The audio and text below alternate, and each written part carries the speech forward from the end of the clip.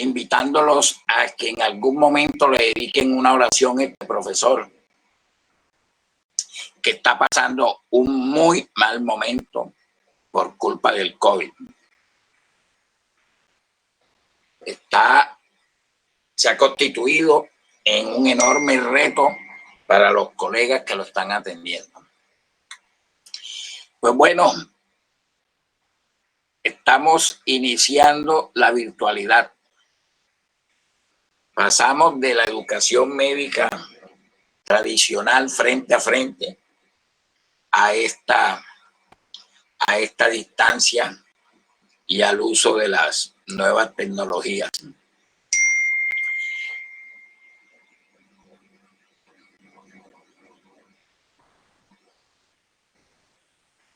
Ahí tienen ustedes un corazón latiendo normalmente, ¿cierto? ¿Me oyen? Sí, bro. Bueno, porque es que me da la sensación de que se fuera la voz. Entonces, ese es el corazón. A veces se nos olvida que ese corazón está trabajando desde más o menos las 12 semanas de gestación y hasta el último minuto. De hecho, un dato clínico para diagnosticar la muerte es que ese corazón deje de latir.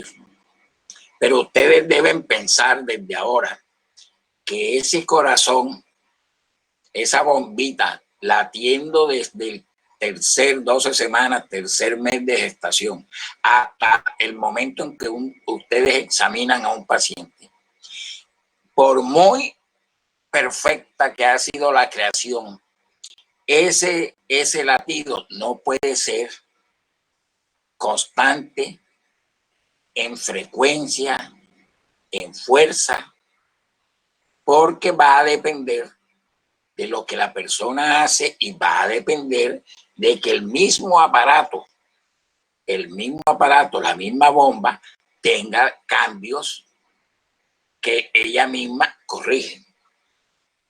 Eso tienen que tenerlo claro, porque cuando se examina a un paciente y se encuentra una alteración de la frecuencia o del ritmo, no es que ya esté enfermo.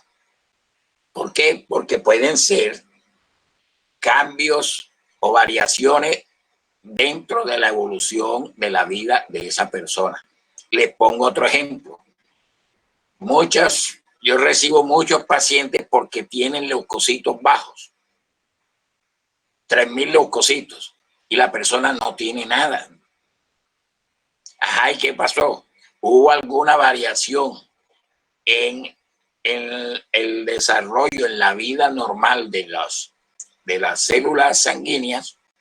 Y justo en ese momento lo pincharon para averiguarle la glucosa, y entonces le hicieron un hemograma también y apareció una caída de leucocitos, y luego se le repite el examen y ya están normales. Entonces, al momento de examinar, hay que tener presente que esa es una máquina que puede variar en muchas cosas sin avisarnos, y ella misma es capaz de corregirse. Entonces entrando en materia, vamos a definir qué es insuficiencia cardíaca o falla cardíaca, como se dice en algunos escenarios, como para hacerla más corta. Cogí esta definición del texto guía de Harrison para efectos de tratar de que ustedes también tengan presente que deben estudiar la patología básica, la medicina básica, en textos que estén muy bien avalados, porque lo que se lee en papeles, en papers, como dicen los gringos, no siempre son ciertos. Entonces tenemos que la falla cardíaca es sencillamente una normalidad que puede ser estructural, o sea, de forma que se puede ver, se puede demostrar, o en la función, que ocasiona una disminución del volumen de sangre que se requiere para mantener un metabolismo normal en los tejidos. En otras palabras, normalmente un corazón debe expulsar desde el ventrículo izquierdo, para concentrarnos en el ventrículo izquierdo, que es quien manda la sangre a todo el organismo, debe expulsar aproximadamente el 70% del volumen que le llega. Acuérdense que el corazón es capaz de expulsar, de manejar todo el volumen que le llegue, de acuerdo a la ley de Starling. Por supuesto que habrá unos topes.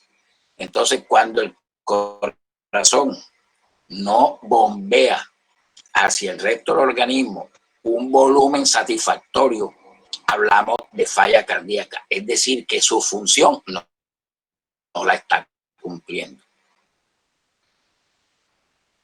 Eso se traduce en un síndrome clínico que es de los más antiguos en las descripciones médicas, en la historia de la medicina. Y es un síndrome clínico que tiene esos síntomas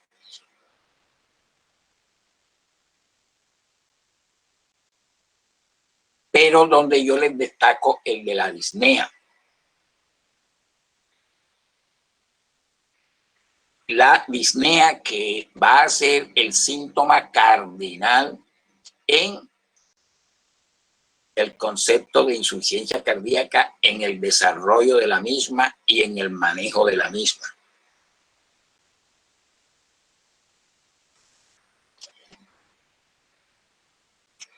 En esta imagen quiero señalarles que cuando haya normalidades estructurales de las que se pueden agarrar, como les dije, que servirá la obstrucción de la circulación coronaria, enfermedades congénitas, enfermedades valvulares que ya ustedes casi no ven, por eso no oyen soplos.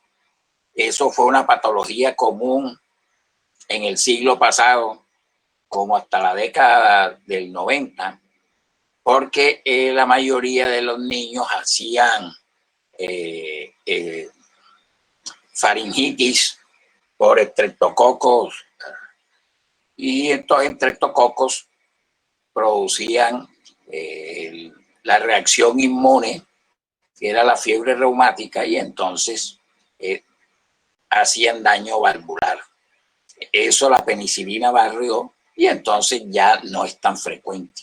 Yo todos los días tenía que oír soplos cuando hacías quinto y sexto semestre, porque el hospital estaba lleno de pacientes con valvulopatía. Y como la cirugía no era fácil en esos tiempos para los pacientes de caridad, entonces las salas tenían muchas personas mayores con valvulopatías. En la enfermedad hipertensiva, que es el mejor ejemplo de sobrecarga de presión sobre el músculo cardíaco, de exigencia de fuerza. Y en fin, como esto les queda y además ustedes deben leer, entonces están las demás circunstancias donde se desencadena una falla cardíaca. Este es un ejemplo que muestra muy bien lo que les he conversado hasta ahora. El corazón normal y un corazón que se ha crecido, porque generalmente el corazón, cuando es sometido a exigencias, se va adaptando a ellas, y cuando se pierde la capacidad de adaptarse ya entra en una falla completa. Se los ejemplifico de esta manera. La hipertensión arterial es un aumento básicamente de las resistencias periféricas. Entonces la sangre no avanza. Y el corazón, que es el responsable de que la sangre avance, tiene que hacer más fuerza para empujar la sangre. Recuerden que la presión arterial es gasto cardíaco por resistencia periférica. Entonces el corazón tiene que hacer más fuerza. Es como si cualquiera de ustedes se va para el gimnasio a alzar pesas para sacar más bíceps. Entonces el músculo cardíaco se hipertrofia y entonces cuando por cualquier razón se le hacen pruebas a una persona, a un adulto, por cualquier razón se le hace una radiografía de tórax o se hace un electrocardiograma porque va a trabajar y le piden eso. Entonces puede verse el aumento de la masa del ventrículo izquierdo y entonces el médico que leyó el electrocardiograma dice hay hipertrofia del ventrículo izquierdo y la radiografía dice hay cardiomegalia. Eso está diciendo que ese corazón está adaptándose para poder superar las exigencias que le ponen las resistencias periféricas. Pero si ustedes se dieron cuenta a tiempo y le inician tratamiento regulador de la presión arterial, entonces el corazón no tiene que hacer ese aumento de fuerza y no se va a hipertrofiar. Cuando el corazón se hipertrofia, no quiere decir que haya falla cardíaca, porque es la respuesta adaptativa. Eso también se conoce desde el punto de vista de los cambios en el tejido.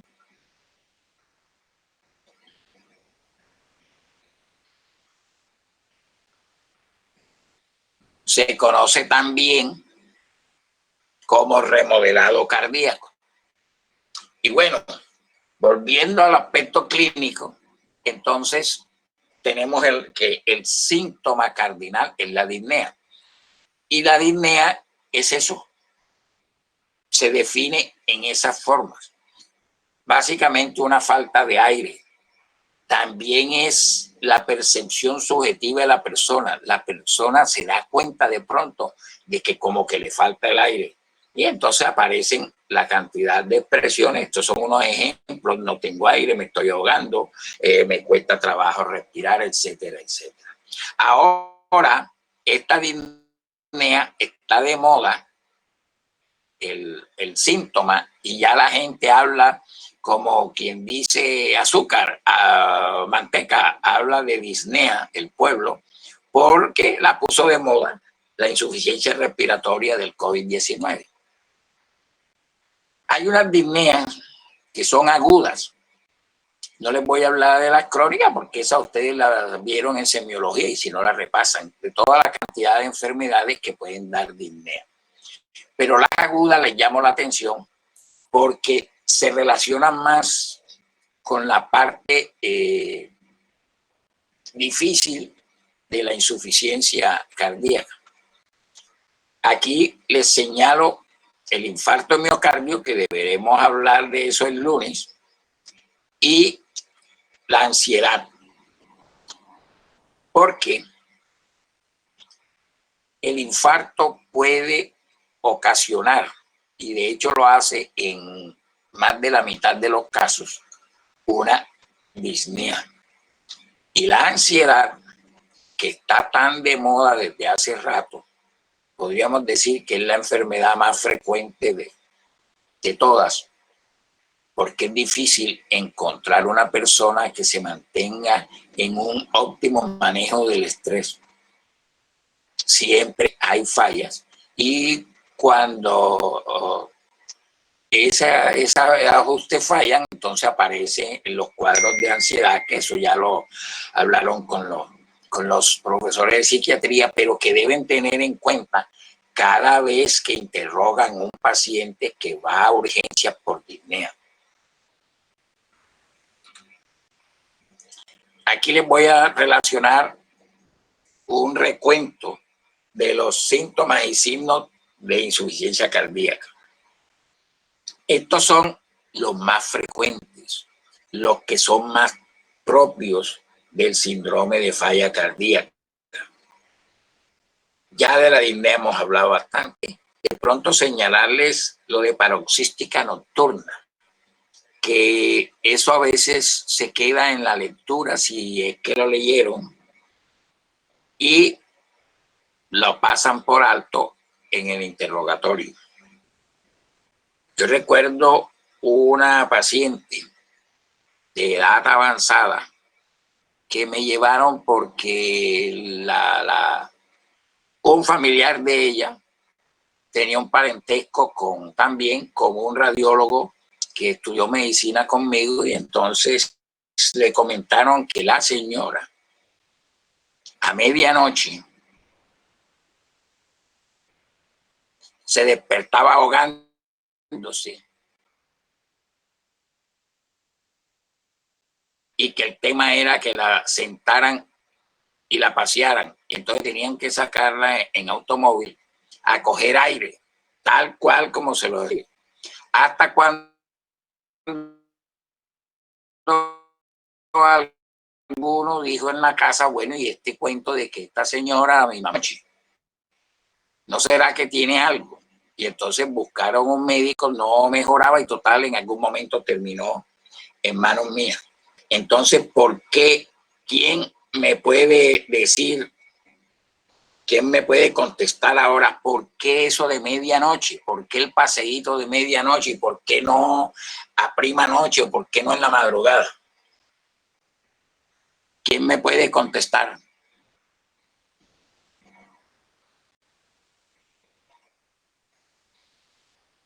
¿Me oyeron? ¿Me oyen? Doctor, Sí. es porque la disnea paroxística... ¿Ah? Hable. Dale, vale, dale. Es porque la disnea paroxística nocturna se presenta más o menos de 2 a 3 horas después de que el paciente se acuesta. Y por eso no es ni tan temprano ni tan tarde. Eso está bien, pero ahora dame la razón de por qué se presenta a esa hora y por qué no se le da por hacerlo a la hora de la telenovela. Profe, lo que pasa es que pues hay una redistribución pues del líquido en estos casos con pacientes con insuficiencia cardíaca, tanto el líquido de la circulación esplánica como el de las extremidades inferiores, y eso llega a un momento en que cuando la persona está dormida y pasa un tiempo, este líquido aumenta la presión en los capilares pulmonares y hace que los pacientes se levanten enseguida Bueno, agitados perfecto, y tosiendo bastante. perfecto. ¿Quiénes me hablaron? La joven, ¿cómo se llama? Valeria Durán. Valeria. Durán. Durán. Y el joven, Sebastián Grau. no vayan a creer que esto es para tener apuntes, y no, sino es para tener ideas, porque como no lo tengo al frente, no puedo saber con quién hablo. Entonces, en algún momento dado, alguien habla mal de Sebastián y yo digo, no puede ser si él en mis actividades participa. ¿Me explico? Me formo una idea de ustedes. Entonces, eso es importante. Eso se nos olvida y no le preguntamos bien a los pacientes. Paciente que se acuesta contento, tranquilo y exactamente como dijeron ustedes dos, a las 11, 12 de la noche, que ya el líquido que retorna, ya la circulación de retorno aumenta. Entonces se presenta el compromiso alveolar y entonces el paciente se sienta. Si lo pudieran examinar en ese momento, deberían encontrar o deben encontrar un signo que comprueba eso que ustedes me han explicado. ¿Cuál será ese signo?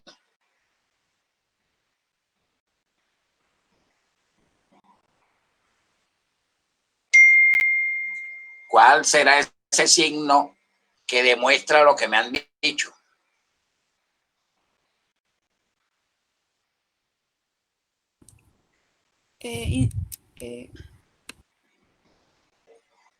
Ingurgitación yugular. ¿Cuál será ese signo de comprobar lo que me han dicho? Lo que me dijo Valeria y Sebastián y que yo estuve de acuerdo.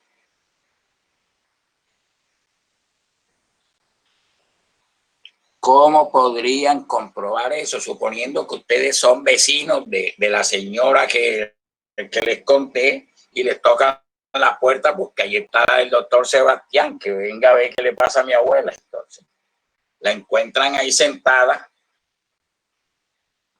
oyen el cuento, se imaginan y quieren comprobarlo de una vez.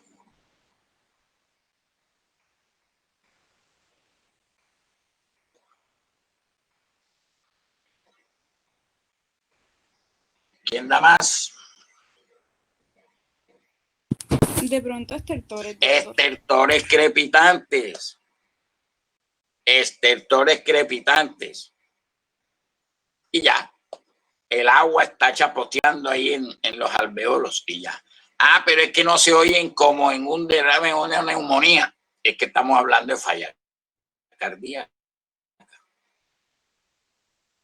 Y cuando se desencadena lo que me explicaron muy bien, no es que se llenaron los pulmones con 2 litros, porque entonces ya encontramos una señora muerta ahí que se ahogó ella solita con su propia agua.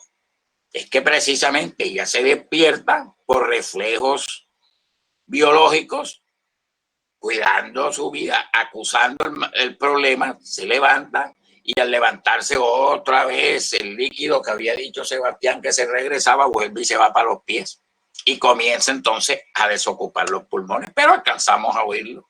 Y si la examinan a las 10 de la mañana, porque entonces Sebastián dice, no, yo creo que tiene que verla un internista, un cardiólogo, y llévansela lo más pronto. Y entonces la llevan a las 10 de la mañana y el doctor se pone fonendoscopio y no encuentra nada. Lo que está a la derecha de signos son muy ya conocidos por ustedes. Y entonces no vamos a detenernos en eso. Quiero insistirles en algo que ustedes ya vieron en semiología. Y se los voy a dedicar con la petición de que sean médicos. No importa que estemos ahora por internet y que no importa que tengamos esta tecnología de acortar distancias. Yo ahora al mediodía voy a hacer teleconsulta. Debo tener como 15 o 18 pacientes que ver por teleconsulta. Pero eso no reemplaza el ser médico. Y eso, este hecho de las teleconsultas demuestra que no son solamente los aparatos de examen. Entonces, por eso quiero insistirles en esto, que se apropien del ser médico. Y el ser médico es un vestido que no se quita, es como la piel. No puede ser que yo mañana sábado me voy para la playa y entonces dejo en la casa guindando el ser médico. Yo soy médico en la playa, en la finca, en la discoteca o en el hospital. Y para eso tengo los elementos naturales, los propios del cuerpo. Entonces, por eso mi insistencia en que pongan la mano y busquen el ápex. Si el ápex está por fuera a la izquierda de la línea medio clavicular, allí hay hipertrofia ventricular, lo diga o no lo diga el radiólogo. Ahí hay hipertrofia ventricular. Con solo poner la mano. Ah, pero es que está este gordito y no le siento el ápex. Haga todas las maniobras que le enseñó precisamente el doctor Carballo y el doctor Maza. Haga todas las maniobras a ver cómo lo encuentra. Póngalo en la posición de pachón, échelo para acá, agítelo, lo que quiera, pero búsquelo. Y si definitivamente no lo encontró, no lo encontró, pero eso será uno en un montón. En la mayoría usted encuentra el ápex y ya está, ya tiene el dato de que hay hipertrofia ventricular izquierda sin necesidad de hacer más nada.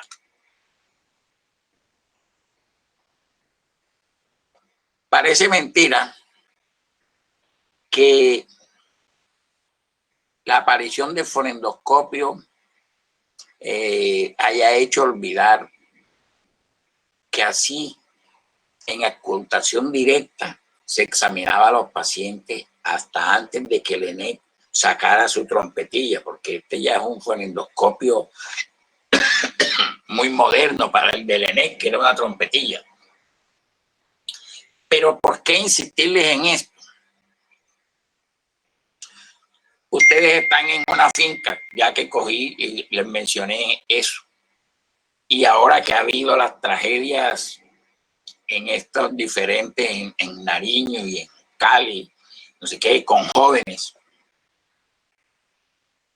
estas tragedias, entonces ustedes están en alguna parte. Estaban cerca cuando oyeron lo que pasó en Cali con los jóvenes cerca de la cancha de deporte y llegaron y vieron la cuestión. Ajá, quieren ayudar porque son médicos. Ay, ¿cómo saben para ver si el corazón está latiendo? Si no tenían fonendoscopio ahí, estaban de paseo. O están en la finca y le sucede algo a uno de los empleados de la finca, uno de los trabajadores, o al mismo administrador, o al que les está sirviendo las comidas y el licor. Y ¡pum!, te desmaya ahí. Ay, si nadie llevó fonendoscopio, porque eso no se lleva para una fiesta. ¿Es que sufre el corazón o es que no sufre el corazón? Es que tiene edad, caramba, vamos a ver si está vivo, porque ni se mueve ni pestañea. La ocultación, la oreja. Por eso la insistencia en que oigan los sonidos normales, que aprovechen el laboratorio de simulación. ¿Para qué? Para que sean capaces con su oreja, no más, con su oído, detectar una anormalidad. Ah, pero es que no se oye muy bien. Después la puede verificar, pero usted es capaz de entender una situación que está pasando siendo médico que sabe examinar un paciente. Los pulsos, pulso yugular que casi no, carotidio que casi no lo buscan. Y ahí está la ingurgitación yugular, que está a la vista en los pacientes de insuficiencia cardíaca, pero que sea insuficiencia cardíaca congestiva. La insuficiencia cardíaca izquierda pura, aunque después todas terminan congestivas, cuando empieza la falla cardíaca por el ventrículo izquierdo, pues no van a mostrar eso. También hay otros síntomas que son menos frecuentes, menos característicos, pero que tienen que alertarlo. No, que se ahoga en la noche, pero es que yo le oigo una sibilancia, pero es que tiene ya 60 años y él nunca se ha apretado. Entonces, ¿cómo que el asma le va a empezar a los 60 años? Pero es que hay sibilancia, sí, pero es que sibilancia no es igual a asma. Esto los antiguos y en la literatura todavía aparece, lo llamaban el asma cardíaca. Y bueno, iba a ver si alguien me decía que era endopnea, pero me hizo una mala pasada la animación de las diapositivas. Eso es un término reciente que significa la disnea que se desencadena cuando la persona se ve sentada, inclina el cuerpo hacia adelante, como para amarrarse los zapatos, por ejemplo, para ponerse los zapatos, para ponerse las medias. Esa inclinación desencadena una disnea y eso es reciente. Investíguenlo, eso lo describieron o lo titularon así unos cardiólogos de Texas. Y signos menos específicos, el aumento y la pérdida de peso. Ya creo que eso ustedes casi no lo van a ver, porque las personas, gracias al sistema de salud de cobertura total por aseguramiento, las personas consultan a los médicos más temprano. Aprovecho, como no tenemos restricción de tiempo porque no los están esperando en otro departamento, voy a decirles cosas de pronto que no dependen directamente del tema, pero que sí son de importancia médica. Ustedes, a diferencia de lo que nos pasó a los médicos de mi generación, a los que iban un poquito antes, los que vinieron un poquito después, ustedes no van a ver muchas cosas, no van a ver enfermedades, ustedes no van a ver fiebre tifoidea como la manejé yo, semana por semana, tal cual como está en los libros españoles y en algunos textos ingleses. ¿Por qué? Porque los tratamientos logrados para algunas de estas enfermedades cambiaron el panorama. En los que no se ha podido cambiar, ya no se presentan parecido al libro. El paciente llega con una disnea tonta a la consulta del centro de salud. Pero es que antes no iban a los centros de salud porque no abundaban. Cartagena tiene 48, incluyendo los de los corregimientos. Y cuando nosotros estudiamos en la década del 70, el principal era el de Fátima en la calle Larga, donde queda el DADIS. Y si acaso había 2 centros de salud más, porque la gente se atendía de caridad, no por EPS que le asegure la atención permanente. Entonces la gente no podía ir del médico. Entonces el señor de 50 y pico años que empezaba con la falla cardíaca, lo llevaban al hospital de caridad en principio en Santa Clara, donde empecé yo a estudiar medicina, y luego al hospital universitario o al hospital San Pablo. Y lo llevaban ya hinchado, con un edema que le llegaba hasta el ombligo, ya una anasarca, y se examinaba y se le encontraba hepatomegalia. Y si le hacían autopsia cuando muriera, iban a encontrar un hígado duro que se llamaba hígado de nuez moscada. Así está en los libros de patología, pero ya eso no se ve porque el paciente llega con los primeros síntomas y entonces los doctores hacemos la tarea, lo intervenimos con medicinas, o mejor con medicamentos y eso. Y entonces el paciente no se llega a postrar. Vean, hepatomegalia, sí, que ustedes de pronto no van. Pero siempre habrá el que está muy alejado, digamos así, de la civilización. Hay familias que todavía viven en área rural, fincas y eso, y no bajan al caserío más próximo. Y en el caserío más próximo tampoco hay médico. Y cuando lo mandan a la cabecera municipal, entonces allá tampoco hay. Llámame a las 11 que estoy dando una conferencia. Y entonces eso ya no lo van a ver. Ahí se los recuerdo, los signos y síntomas, cuadro sindromático de la insuficiencia cardíaca izquierda. Y me detengo aquí para hablarles de que cuando la incapacidad cardíaca, la disfunción cardíaca afecta a la circulación pulmonar, entonces se va a reflejar la falla sobre el lado derecho. Y entonces el corazón derecho también se suma a la fiesta y entonces hablamos de insuficiencia cardíaca congestiva.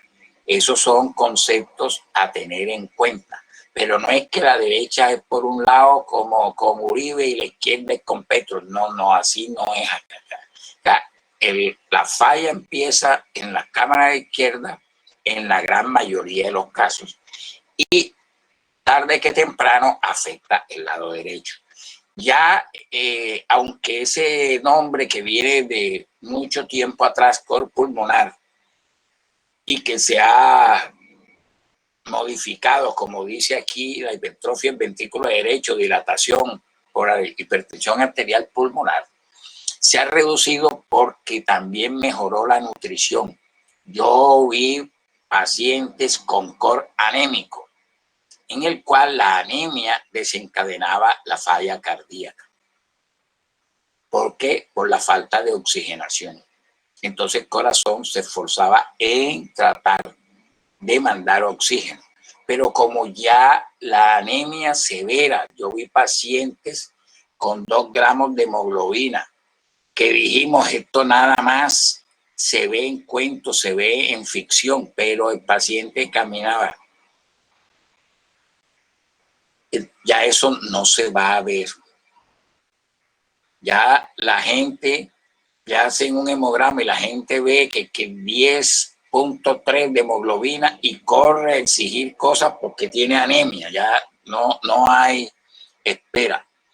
Y ahí tienen a la derecha algunas patologías asociadas a la sobrecarga derecha.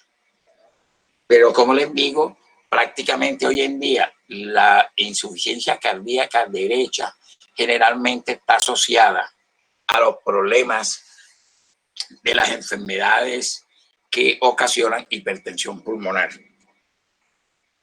Y entonces ahí están los predominantes de la falla derecha, y se los resumí, como les queda, pues pueden repasarlo y está en los libros, no hay que hacer mucho de eso.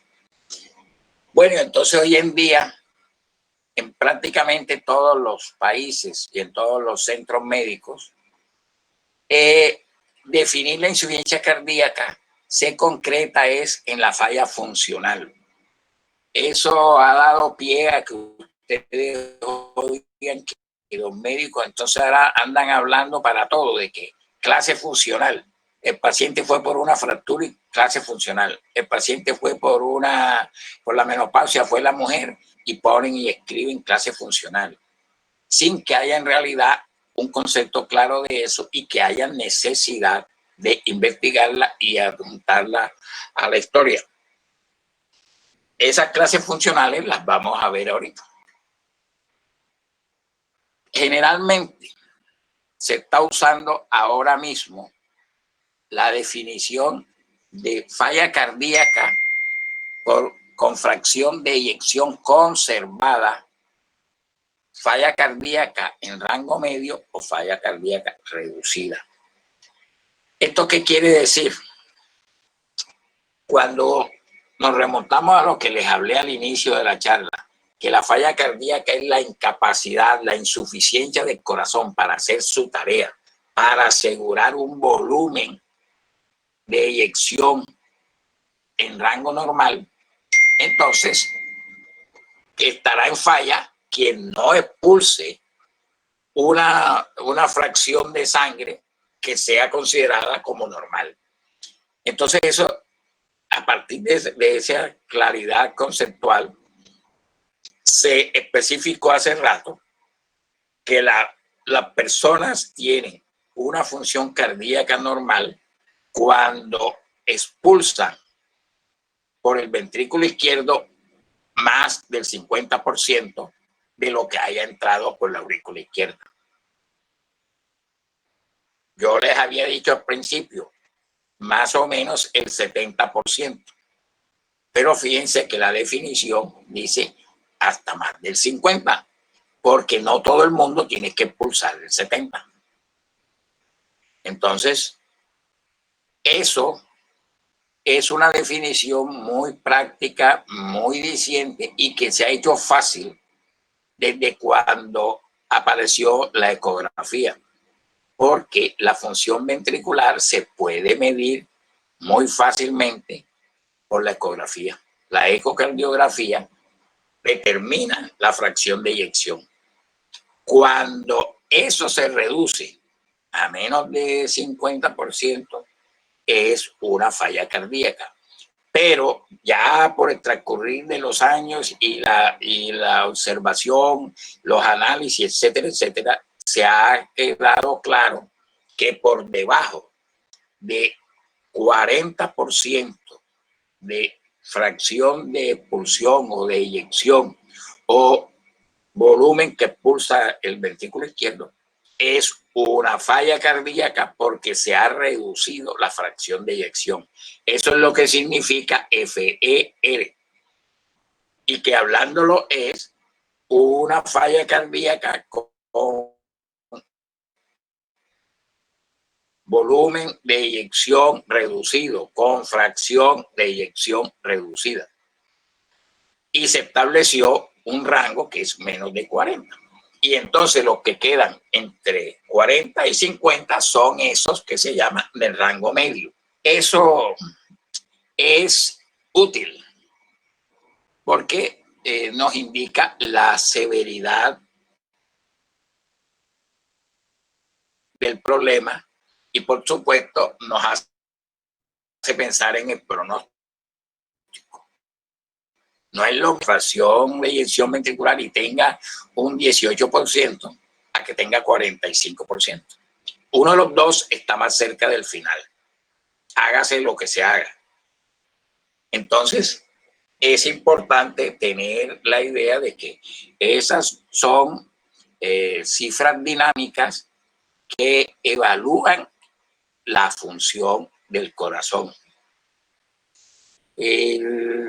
Dentro de los pacientes que he visto en mi vida, me tocó ver el papá de un médico de salud pública, dirigente en salud pública.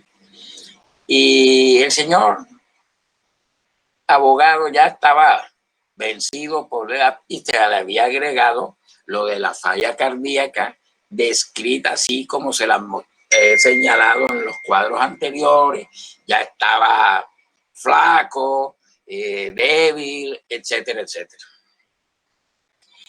Yo lo encontré en una casa ahí en el 13 de junio, en una loma, que por supuesto ya él no podía subir. Y no podía salir del cuarto al comedor de la casa. Entonces, pues ya era una situación bastante desesperada, pero había algunos medicamentos que no los habían usado con él y logramos mejorarle la calidad de vida, logramos que pudiera salir al comedor, que pudiera sentarse en la puerta de la casa. Y pues estaba ya la ecocardiografía empezando en Cartagena. Y entonces, bueno, papá de médico, le dije que le hicieran un ecocardiograma y le dije, lo llevaron donde un cardiólogo, profesor retirado de la universidad, porque ya se retiró hace unos años por enfermedad, se retiró joven. Y el cardiólogo me llamó y me dijiste, ¿y tú por qué me hiciste este mal? Y yo, ¿cuál? Mandarme a este señor para acá, yo no sé cómo está vivo. Esto creo que nada más empuja 2 glóbulos rojos, uno para la cabeza y otro para el mismo corazón. ¿Cómo está vivo? Tiene una fracción de eyección bajísima. Y digo, bueno, esa es la vida. El Señor, para que vean cómo es la vida y la medicina, el Señor me dijo que si él podía ir al estadio de béisbol 11 de noviembre a comerse unos fritos, porque esos eran los mejores fritos de cuando él estaba joven y él iba a ver béisbol. Y fue un problema enorme convencer a su hijo médico de que llevarlo en un carro, ayudarlo a bajar y llevarlo medio en brazos, apoyado, para que llegara hasta la mesa de fritos y escogiera ahí una caribañola y una empanada, un buñuelo. Eso no iba a pasar nada. Entonces, aquí les dejo con esta cuento otra situación. Los médicos, al analizar una patología y al ir a tomar decisiones sobre la enfermedad, tenemos que tener presente el impacto sobre la vida de esa persona. Hace mucho tiempo un médico antropólogo, estudioso de salud pública, bueno, con un poco de título, psiquiatra, Kleineman, fue el que dijo para los gringos, porque lo dijo allá en Estados Unidos en inglés y ya nosotros casi no usamos eso. Dijo, es que hay 3 cosas.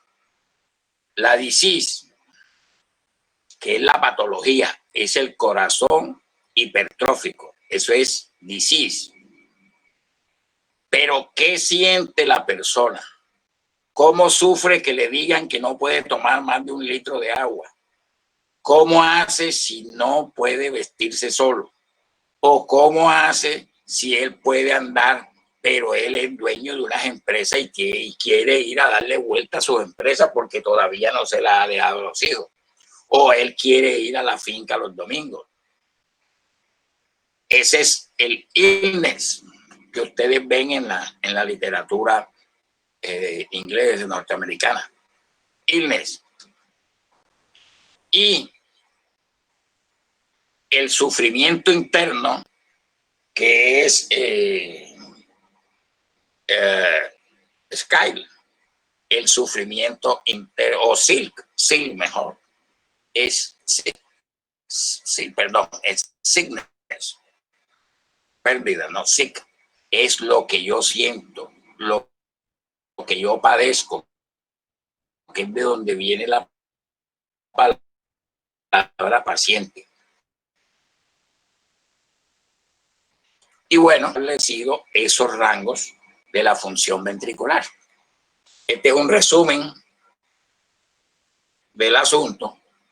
La disminución de la función o de la fracción de eyección también se le llama insuficiencia sistólica, y cuando está conservada se llama insuficiencia diastólica. Pero los que están en insuficiencia diastólica, casi todos van a terminar en insuficiencia sistólica. Es decir, van a terminar en una falla cardíaca con fracción reducida. Ah, pero es que fue ante el médico y el médico intervino y además intervino bien, posiblemente se quede con la fracción de eyección conservada. Aquí también, sobre lo mismo, indicándoles los puntos distintivos de cada categoría.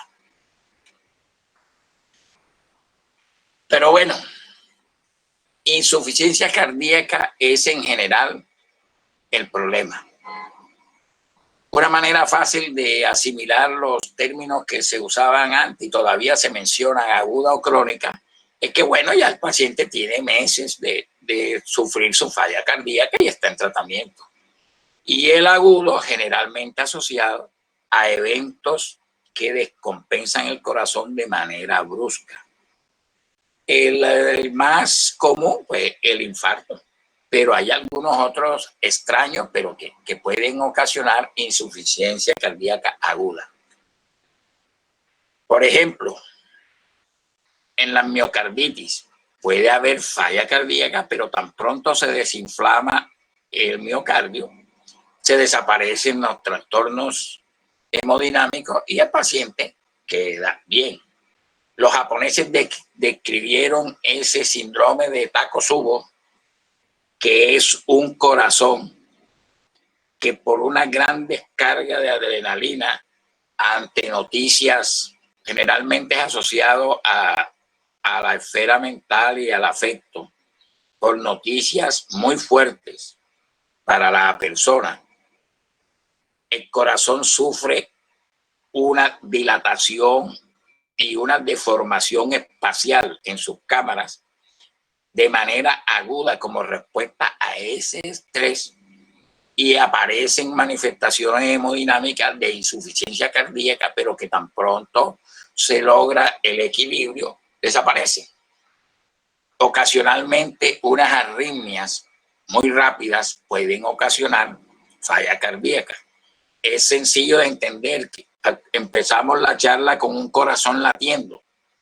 Es fácil pensar que si ese corazón late demasiado rápido, no deja llenar suficiente el ventrículo, no entran 80, 100 centímetros de sangre al ventrículo y entonces él va a expulsar poquito. Y si expulsa poquito, o sea, si el gasto cardíaco se cae, es una falla cardíaca. Esos son ejemplos de circunstancias muy puntuales. Bueno, más adelante les menciono algo.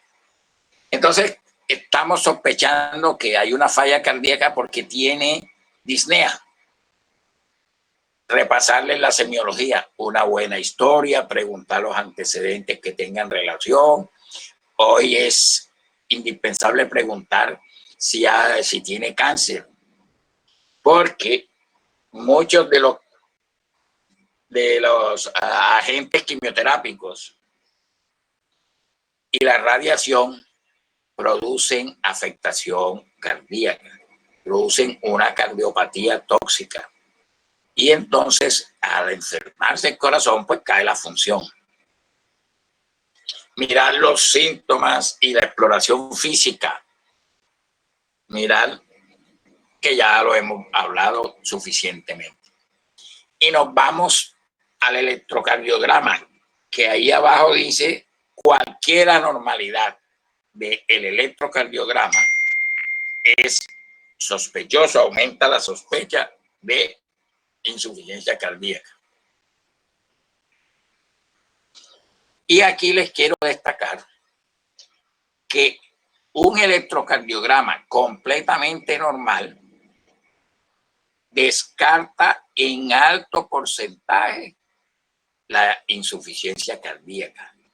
Entonces, el electrocardiograma ya pasó de ser un examen exótico casi que a un examen tan común como hacer hemograma.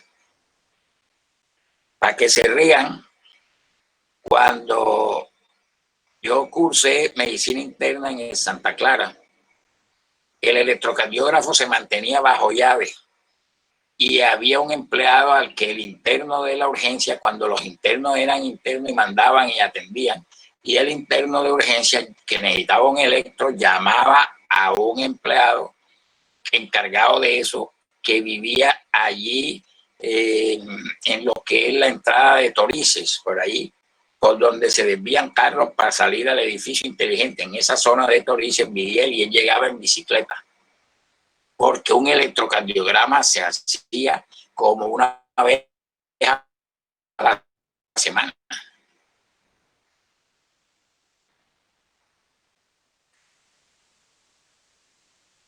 De noche, porque de día, bueno, había otras dependencias donde hacían algunos electros, pero eran electros para pacientes ambulatorios.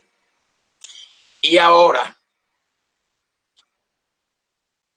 casi en todos los centros de salud disponen de electrocardiógrafo. Típicos marcadores en los pacientes con COVID, en los pacientes, por supuesto, sintomáticos y que están en fase media a fase avanzada. Y entonces, ¿qué biomarcadores ilustran acerca del pronóstico? Y estos natriuréticos también están incluidos en el análisis de los pacientes con disfunción respiratoria por COVID. Probablemente porque la insuficiencia respiratoria es como un cor pulmonar y está desencadenando respuestas ventriculares y entonces se elevan los péptidos también. Pero bueno, eso no se usaba antes, no se conocía.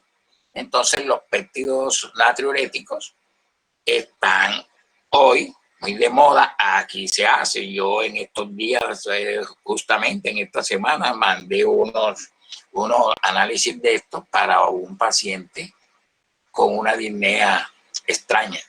Bueno, aquí está un algoritmo de lo que hacer.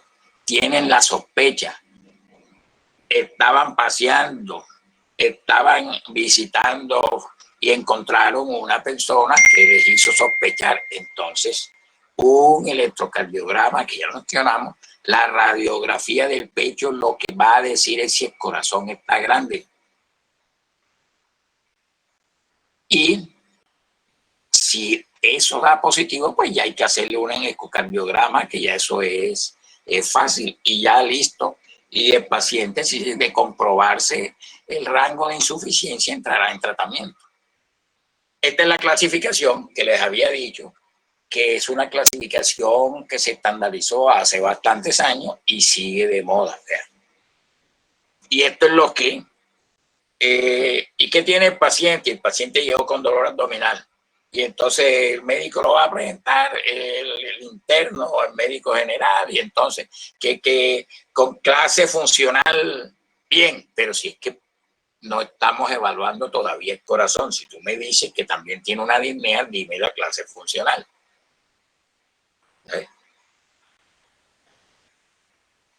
Estos son niveles de capacidad de vida y son muy observacionales y dependen de eso. Han dado resultados y de hecho se usan, siguen vigentes. Y es fácil porque los pacientes, a veces sin preguntarle, dicen que es. El paciente dice, doctor, es que ya yo hasta para bañarme me tienen que sentar en una silla en el baño porque cuando abro la regadera no me aguanto tanto tiempo de pie y me estoy agitando. Pues ya no tenemos que pensar sino que clase 4. Ya. Y así, hasta que dice, no, yo no tengo nada. Yo brinco, corro, bailo, nada, yo no tengo nada. Listo. No, son los dos extremos. Eso es fácil. Aquí la tienen, se las dejo, la pueden encontrar en cualquier libro que lean. Ahí está. Recordarles con esta imagen un punto clave. La falla cardíaca, exceptuando la que les mencioné como de circunstancias agudas, súbitas, es un proceso. El corazón no se daña porque sí. Eso, las causas de falla cardíaca no es la bala que atravesó el ventrículo o el cuchillo, que no siempre son mortales. Cuando yo era residente de medicina interna, un compañero mío de estudios de medicina era residente de cirugía, estaba de turno esa noche y de pronto me mandó a buscar que fuera ahí porque había operado a un paciente que lo hirieron con cuchillo en región pectoral izquierda y entonces la punta del cuchillo había cortado, había hecho una incisión en la pared del ventrículo, pero no lo había perforado. Entonces, la falla cardíaca no es así, que ya este compañero vino, hizo las suturas del caso, sin ser profesor de cirugía, sin ser profesor cirujano de corazón, ya suturó en músculos 3, 4 puntos, donde vio la herida, listo. Esto, la falla cardíaca tiene que caminar. Y va a caminar de acuerdo a la historia natural de la causa de la enfermedad y de acuerdo a si se interviene o no se interviene. Es decir, si el paciente acudió a médico y ya entonces empezó el proceso de tratamiento y entonces esas etapas se van a ir dilatando a favor del paciente en la medida en que se le haga un buen manejo. Muchas veces el buen manejo no garantiza un final feliz. Generalmente en las fallas cardíacas más abundantes, que son por encima de los 60 años. ¿Por qué? Porque las personas ya tienen el envejecimiento, tienen otras comorbilidades y las cosas son más difíciles para que un paciente modifique todo su estatus de vida. En fin, hay un poco de cosas que hacen que esos pacientes, a pesar de un buen médico, de un buen tratamiento, lleguen a una fase terminal que uno no querría, pero acuérdense que usted puede prescribir un buen tratamiento, pero cuando usted sale de la casa del paciente o el paciente sale del consultorio, es otro mundo. Habrá quien se toma las tabletas exactamente, o sea, lo que usted prescribe no siempre exactamente se cumple. Por eso, cuando vean un paciente y dice, no, doctor, que ya lo está tratando el doctor Eli, ajá, ¿y es que le mandó? Aquí está la receta. Pregunte cómo se las está tomando, muéstrame los frascos y se va a encontrar que algunos, no, pero es que esa se me acabó hace como 2 meses y no tenía plata. O no me la han dado en la EPS. No, pero es que esa me cae mal, apenas me la tomo, me mareo. Yo no la tomo. En esta semana una señora me dijo que el metoprolol en falla cardíaca lo había suspendido porque cada vez que se tomaba eso, eso le daba un mareo y un zumbido en el oído. Pero que ella todavía dejó eso y no se lo había dicho al médico que la trata en el control de hipertensión y diabetes. Entonces, lo importante aquí es este cuadrito de alto riesgo. ¿Por qué? Porque ahí es donde el actuar médico es más impactante. Si usted coge a un paciente hipertenso, 150-100, eso pues hay clasificaciones, ¿cierto? El que tapa de hipertensión. Yo no soy amigo para darle bolas a eso, sino el paciente es hipertenso. Sí, tiene más de 140-90. No, pero es que él vino con 150-110. O sea, está más arriba todavía. Bueno, pero al fin y al cabo, el objetivo del tratamiento de un hipertenso es llevarle la presión dentro de los rangos normales. O sea, yo debo bajarla a menos de 140-90. Entonces, para el caso práctico, me da lo mismo que haya empezado con 180-110 o que tenga 140-100. Entonces, ese paciente, si usted le pone un tratamiento adecuado y se vigila y se le insiste en que baje la sal, que camine, etcétera, etcétera, etcétera, le bajamos el riesgo de caminar para acá. Por eso traje este cuadrito, porque en realidad aparentemente no dice nada, sino la idea de que es un proceso evolutivo el de la falla cardíaca. Pero es que aquí podemos, en todos hay que intervenir, pero es que aquí es donde está la clave. Esto podría ser prevención secundaria, porque la prevención primaria es que no aparezca la enfermedad, la secundaria es que no aparezcan complicaciones. Entonces, si es un hipertenso o es un diabético, entonces yo, entre mejor lo cuide, evito que empiece el camino de la insuficiencia cardíaca, que de pronto es lo que lo va a matar. Ya casi nadie se muere por glicemia de 800, 700.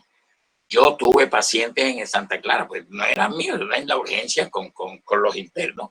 Vi pacientes con glicemias de 700, cuando no existían pocos medicamentos para la diabetes. Y entonces, no, que coma diabético, insulina, y listo. A hora, 2 horas, el hombre estaba de acuerdo y ya, y se va para la casa. En cambio, esos pacientes que no se mueren por ya esos comas cetóxicos ni hiperglicémicos puros, esos pacientes se mueren por falla cardíaca. Este es una gráfica para recordarle que la insuficiencia sistólica, que se llama, se debe más que toda sobrecarga de presión.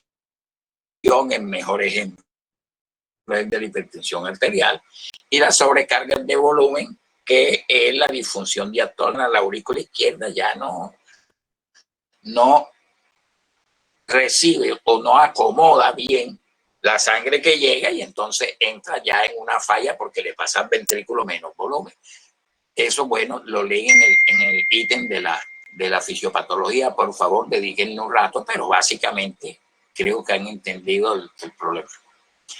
Eso es lo mismo como termina en los edemas que requieren diuréticos, etcétera. Eso es lo mismo, o otro enfoque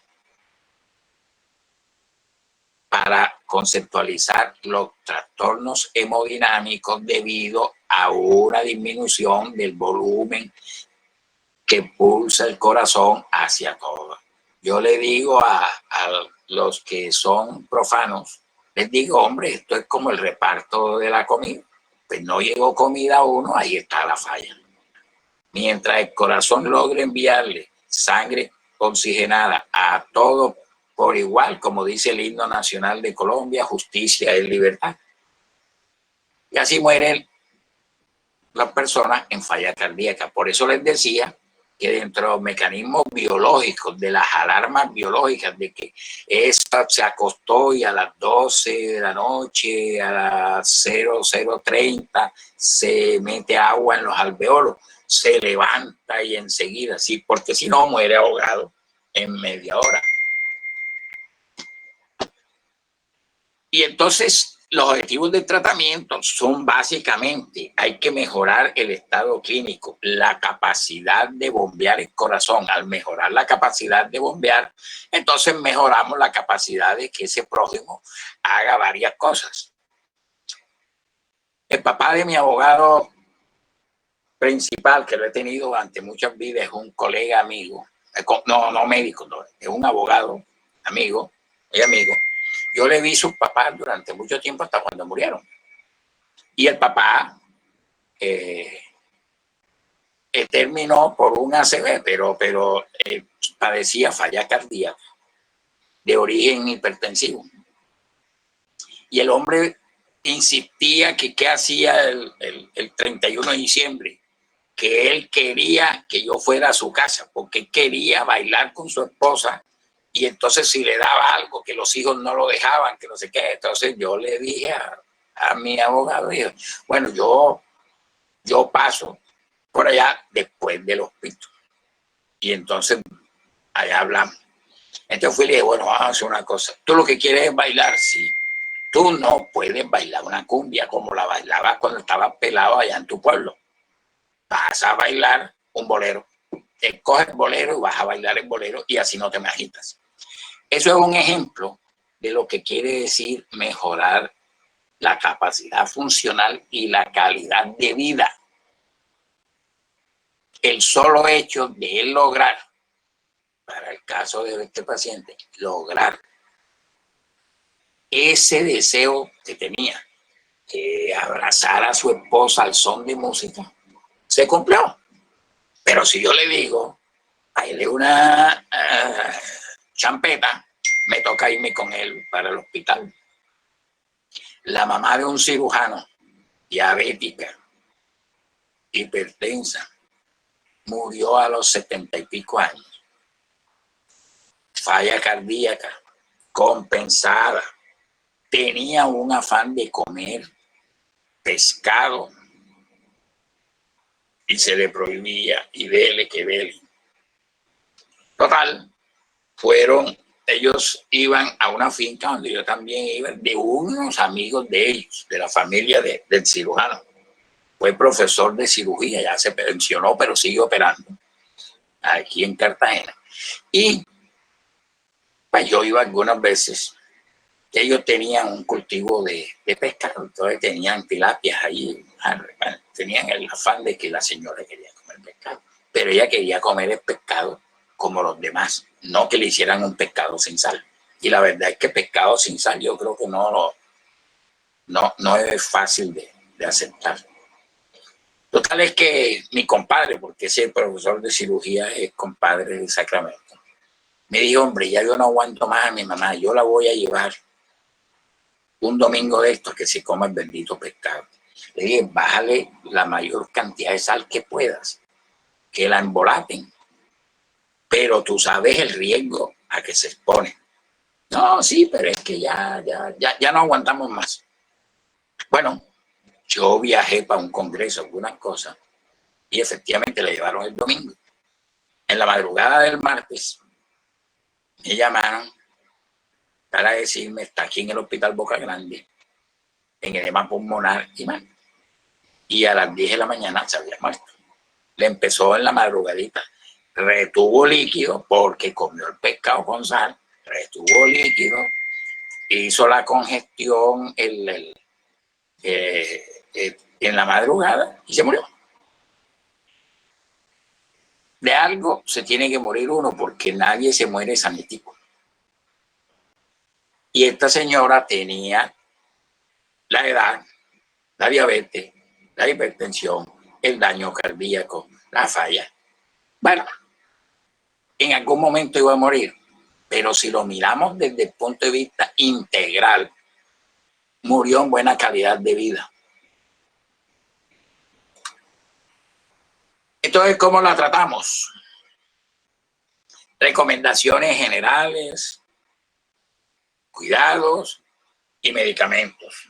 Aquí voy a ir más rápido porque los medicamentos se los voy a enunciar, ustedes los leen, eso no tiene discusión de que si el diurético es para que aumente excreción de volumen, eso no amerita, ya eso es una tablita, es una cartilla, y además ustedes deben conocerla, pero el énfasis del tratamiento lo van a ver en el preinternado y en el internado, y de pronto de aquí a allá en estos 3 años les cambia el tratamiento, entonces tienen que estar cambiando chip, tienen que, bueno, saberlo, porque con el tratamiento básico que ustedes pueden manejar inclusive en condición de estudiantes, pueden ayudar a muchas personas.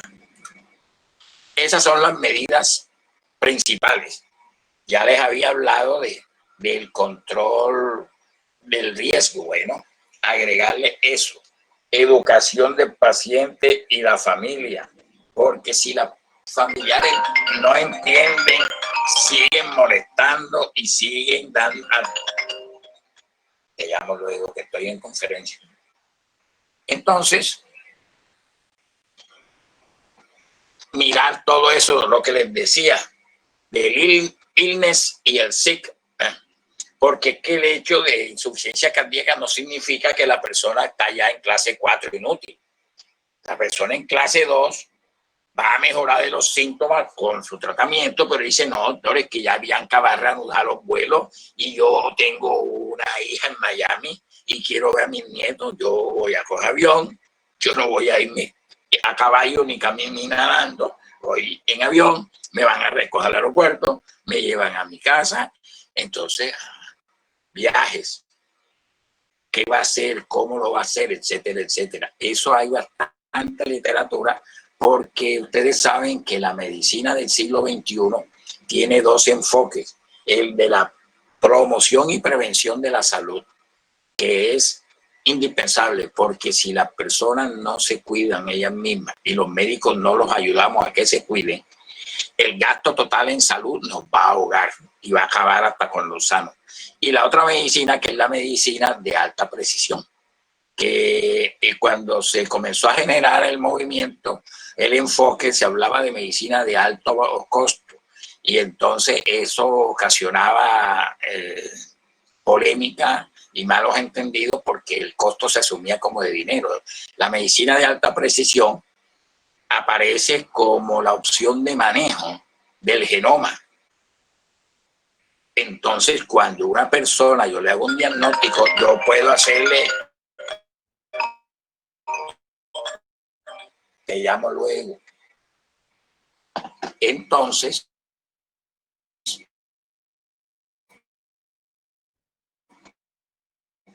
esa alta precisión permite irse hacia la genética y buscar información que pueda. Insuficiencia cardíaca con la fracción reducida, aquí le puse con citación de, me pusieron a trabajar, porque para hablar de esto no se necesita hacerlo así, pero yo, como les dije, yo tengo mi manera de enfocarle las cosas. Entonces, como ustedes oyen hablar de la medicina basada en la evidencia, entonces escogí literatura a mi alcance donde tuviera citas que respaldan el concepto. Entonces, por ejemplo, los 3 grupos que resultan imprescindibles: inhibidores de la enzima convertidora, la de los IECAs, los beta bloqueadores y el inhibidor del receptor mineralocorticoides, que es el mejor ejemplo, el de espironolactona. Esos 3, entonces ustedes se van para el pueblo, si no ahora, mentira, cómo va a ser la práctica, no sé, no tengo claro eso, pero tienen unos días libres y van a visitar a la familia que no han visto. Y entonces encuentran a alguien en que ustedes, con la clínica, dicen tiene falla cardíaca. Tienen que ponerle los 3. Papel y lápiz, tómese un enalapril, tómese un metoprolol, o tómese uno de los más nuevos selectivos, un nebivolol o un un bisoprolol, y tómese la espironolactona más bajita, 25 miligramos, haga esto, la sal, todo, y entonces busque su carnet y vaya a consulta a Cartagena o a Sincelejo, donde haya un sistema de salud más propicio. Y eso no se deben suspender. Esos fármacos van a ser de uso permanente en el paciente con la falla cardíaca, porque la falla cardíaca no se va a curar. Hay uno nuevo que se ha agregado y que, bueno, en orden de aparición los puse invertidos, porque la ivabradina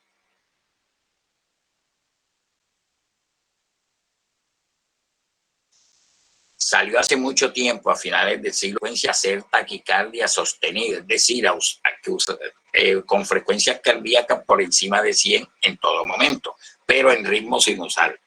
Yo me burlaba de ese medicamento, porque decía que a quién se le iba a hacer eso. Y ahora lo tomo, porque a mí me diagnosticaron una hiperdinamia cardíaca, que como que quiero mucho y el corazón anda a toda hora acelerado. Entonces tomo ivabradina, pero no estoy en falla cardíaca. Mi fracción de eyección está excelente. Es buscarme porque me encontraron esa frecuencia cardíaca alta.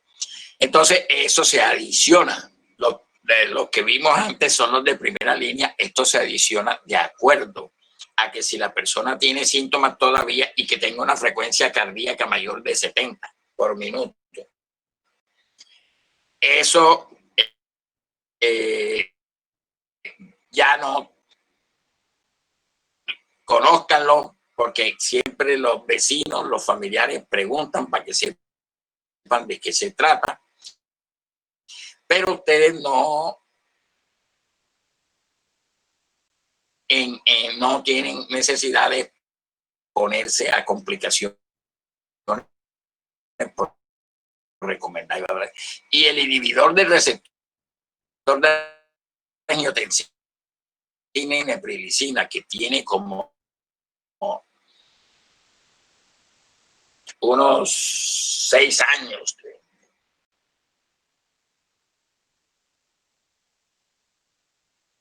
de estar en el mercado.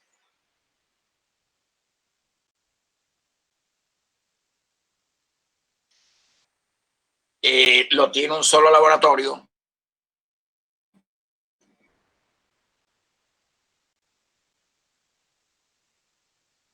Es una mezcla de valsartán con sacubitrilo. Se llama Entrespo. Le doy el nombre comercial, es el único, así que no es que yo prefiera este y no me gusta el otro, no.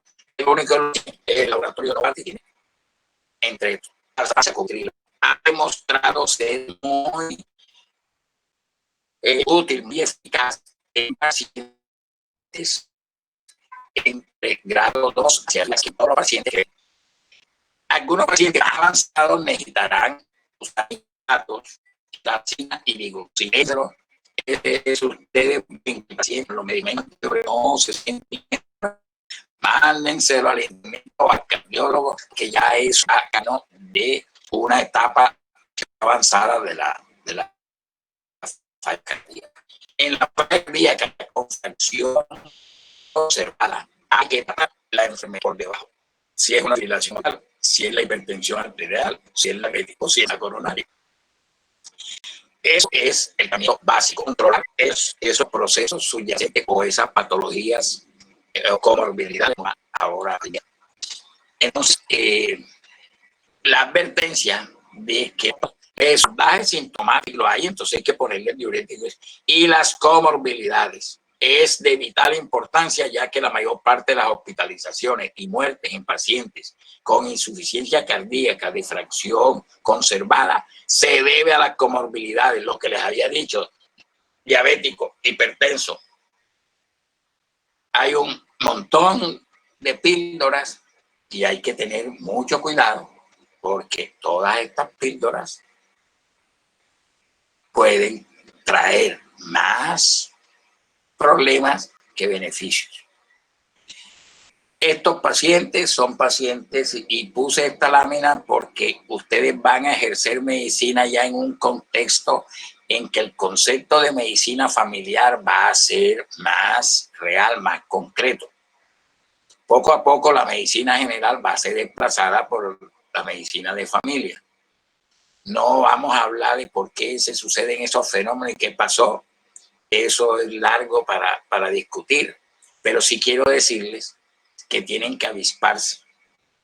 El que no está convencido que la medicina es su vocación, que busque a tiempo otra carrera.